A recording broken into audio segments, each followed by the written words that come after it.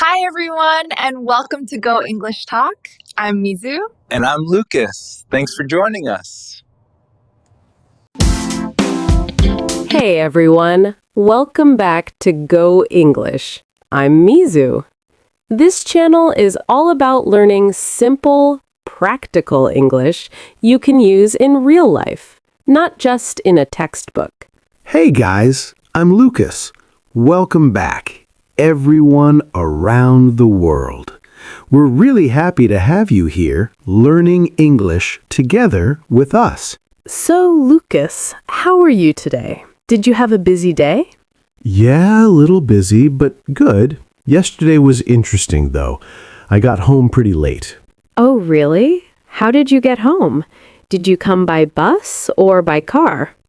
I took the bus, so I was on the bus for about 40 minutes. What about you?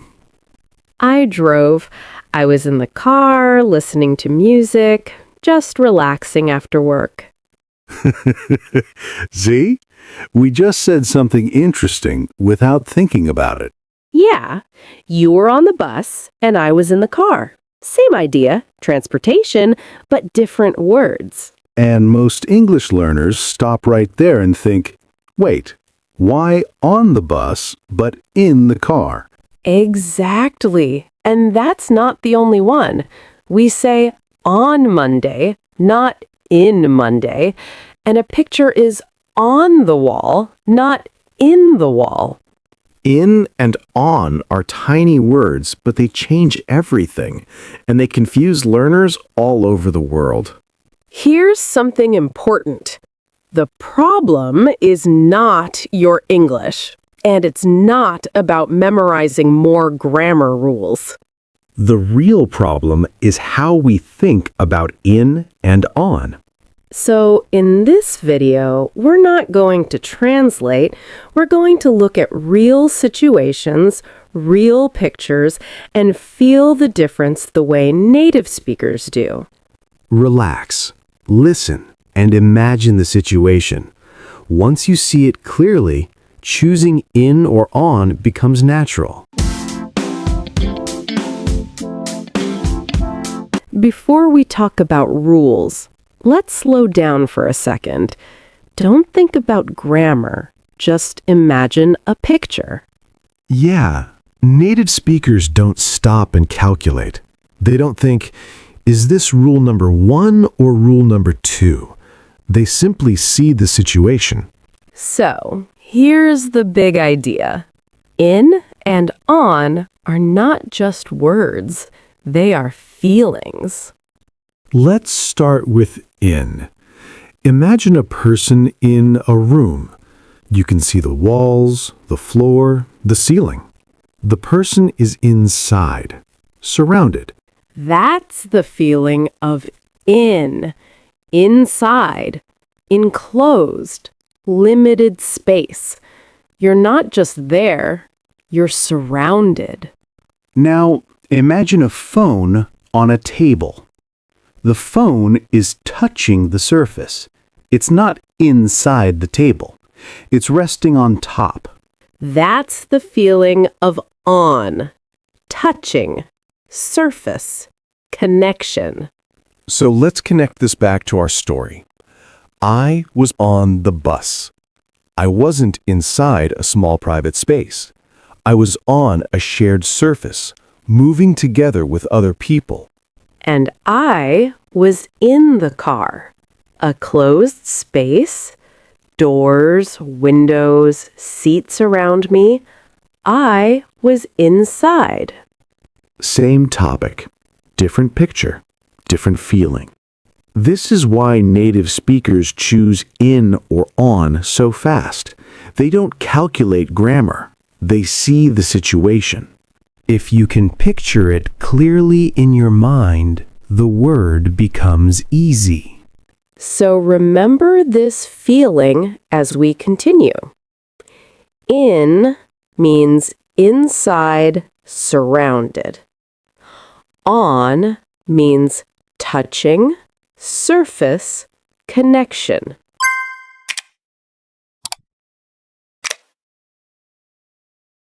All right, now let's move from space to time. The idea is the same. Don't think about rules. Just picture time in your head. Yeah, native speakers don't see time as grammar. They see it like shapes. Okay, Lucas, quick question. If I say, let's meet Monday, what would you say? In or on?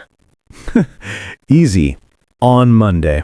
Right, and that's funny because Monday sounds like time, so why not in Monday? Good question. Let me ask you this. When you think about Monday, what do you see in your head? I see it on my calendar. Just one box, one day. Exactly. One clear day you can point to. That's why we say on Monday. Okay, so what about this then? Do we say on July? Nope. We say in July. Why does that suddenly change? Because July doesn't feel like one box. It feels bigger. Lots of days inside. You're kind of living inside July. Oh, I like that. So July feels like a big space, but Monday feels like a single spot. Exactly. That's the difference. In feels like you're inside a longer time. On feels like you're touching one specific day. Okay, let me test this. What about the morning? In the morning or on the morning? We say in the morning. Why? Because it's long? Yeah, it's not 1 second. It's a period of time. You're inside it. All right, last one. My birthday. In my birthday or on my birthday? Definitely on my birthday. 1 day, 1 point, 1 square on the calendar. So it's not about memorizing rules. It's about how time feels. Exactly. Native speakers don't think, is this grammar correct? They think, is this a long time or one clear day? So let's lock this in. In for longer periods of time. On for specific days.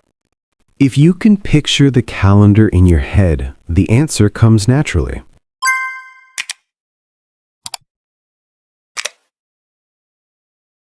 All right, we've talked about time. Now let's move to places, rooms, cities, cars, real life. And once you see the place, choosing in or on becomes much easier. All right, Lucas, new question. Yesterday, when you got home, were you in a room or on a room? Definitely in a room. For our on a room, that would be very strange. Yeah, that sounds like you're standing on the roof or something. Exactly. When I say in a room, I feel the walls around me. I'm inside. I'm surrounded. Okay, so let's make it bigger. Are you in a city or on a city? In a city, always in. Why does that feel so natural? Because a city feels like a space around you. Streets, buildings, people, you're inside all of it. Right. Same thing with in a country. You don't say on a country. Yeah, that would sound like you were sitting on top of it, like a map on the floor. Okay, now let's go back to something more personal. Yesterday, I said I was in the car. Why not on the car? Because you weren't sitting on the roof, right? Definitely not. A car feels like a closed space. Doors, windows, seats. When you're driving, you're inside, surrounded. So all of these feel the same. In a room, in a city, in a country, in a car. Yeah, the feeling is always the same. You're not just there, you're inside something. Let me check if I've got this. If I feel walls, borders, or space around me, my brain should think. In. Nice and simple. That's how native speakers think. Not rules, just the picture.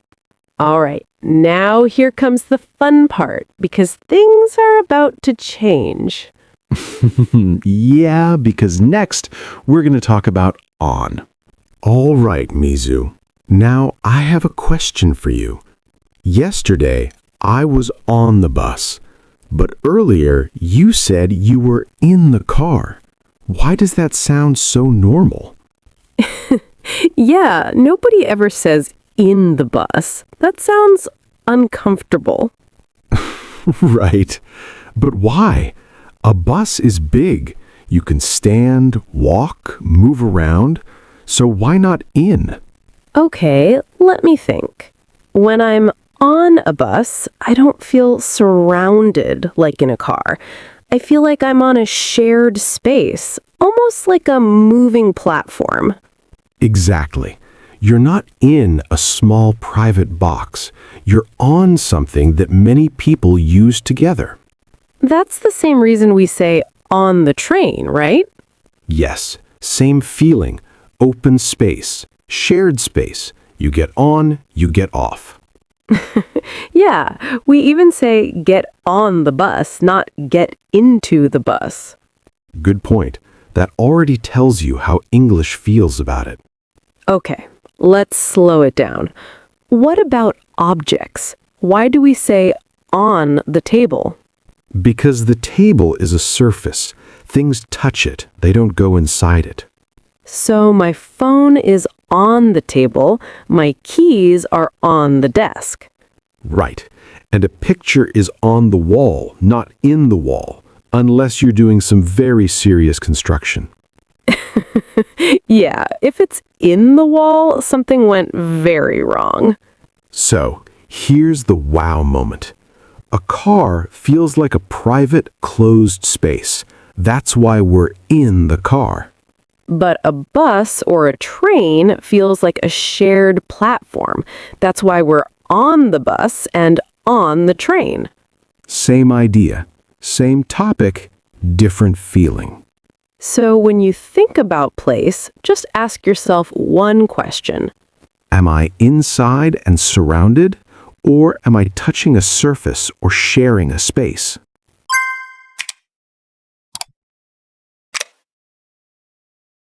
Okay, we talked about places, rooms, cars, buses, but now let's talk about where we actually spend half of our life.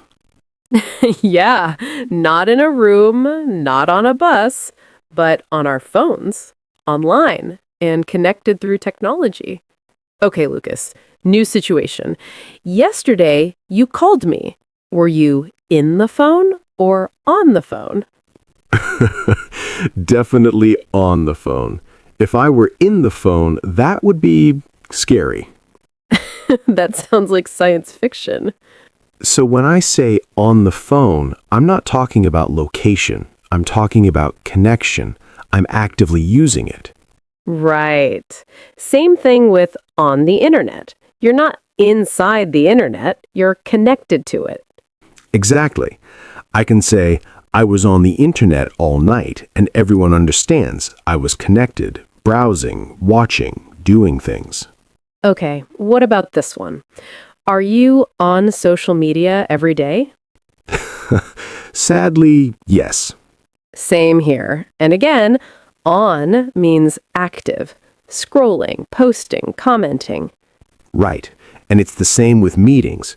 We say on a video call, not in a video call. Because you're connected to the call. You're live. Exactly. All right, now let's flip it. Where are your photos? Are they on your phone or in your phone? They're in my phone. Why does that feel different? Because the photos are stored there. They're contained.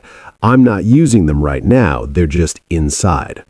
So I can say I have a lot of apps in my phone, right?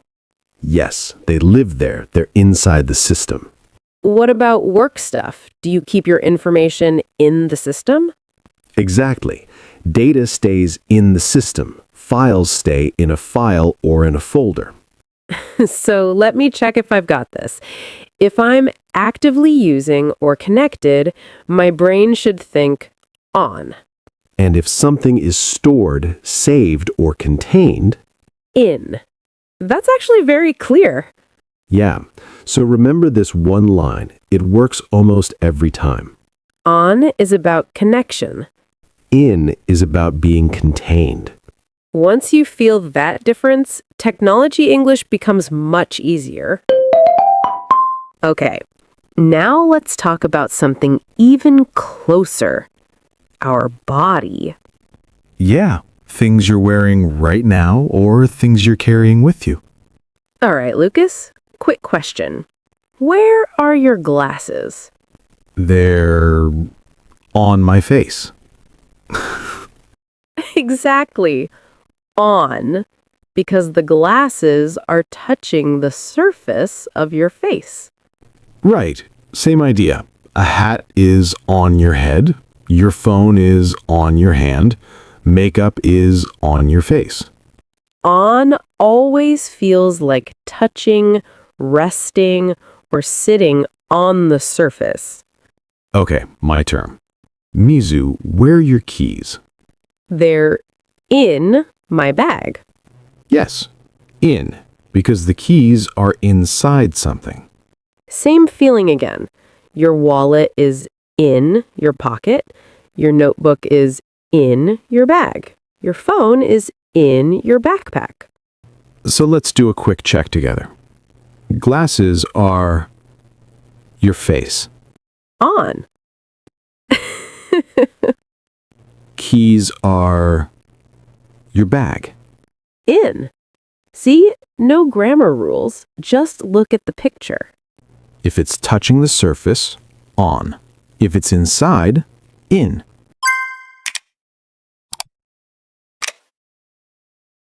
All right, now we're entering the next level. Yeah, this is the part many videos skip because it feels advanced. But don't worry, it's not hard. It's actually very logical.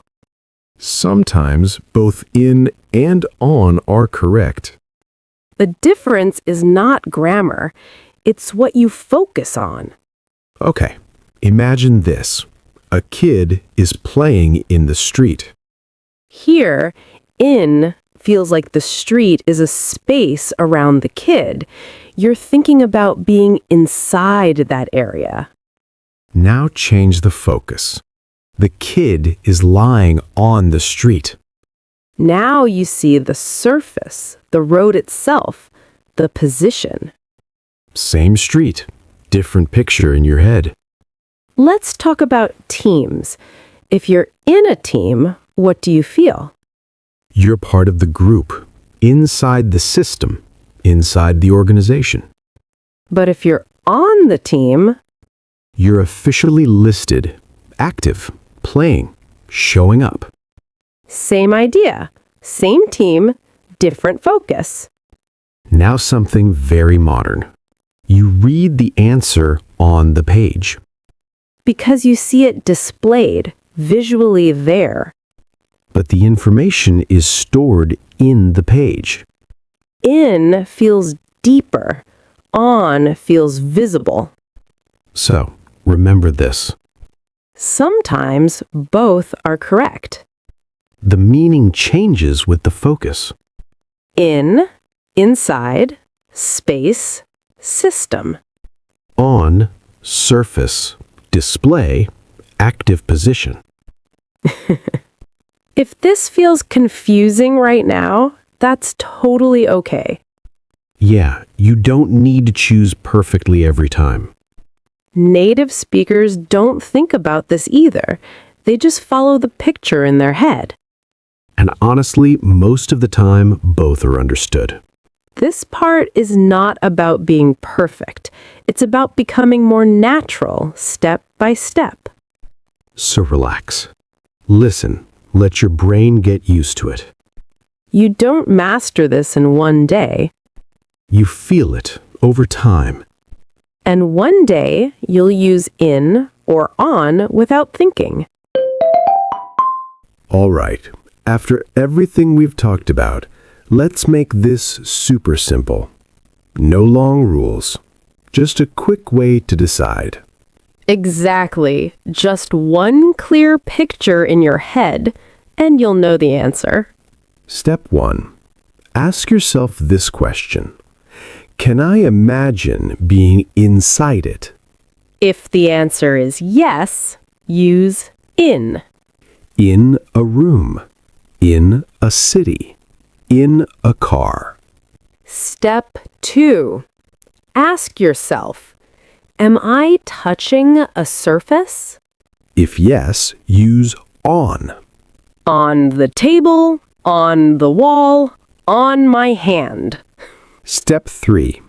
Ask, am I connected or actively using something? Then it's usually on. On the phone. On the internet. On a video call. You're talking the phone. On. Your keys are your pocket. In. If you can picture the situation clearly. The preposition becomes easy. All right, now it's your turn. Let's practice together and test your reaction. No pressure. Just trust your feeling. The more you practice, the faster your brain reacts. I promise. Now, sentence 1. I left my bag, the car. Picture it. Don't think too long. Sentence 2. The picture is the wall. You can almost see it, right? Sentence 3. Let's meet Friday. Easy. Just feel the time. Write your answers in the comments. In or on. That's it. And if you're not 100% sure, that's okay. Learning happens when you try. So today, we talked about in and on. Simple words, but very powerful. And the good news is, you don't need to memorize long grammar rules. Just look at the situation. See the picture. Feel the meaning. That's how English becomes natural, when it feels real, not stressful. Not memorized, not forced. Just real English, used in real life. And remember, learning English takes time. Be patient with yourself. You're doing great. Every small step matters. Keep listening, keep speaking, and keep going. If this lesson helped you, give us a like. And share it with someone who's learning English too. Don't forget to subscribe to Go English. Let's learn English through real life, not memorization. Thanks for learning with us today. See you in the next lesson.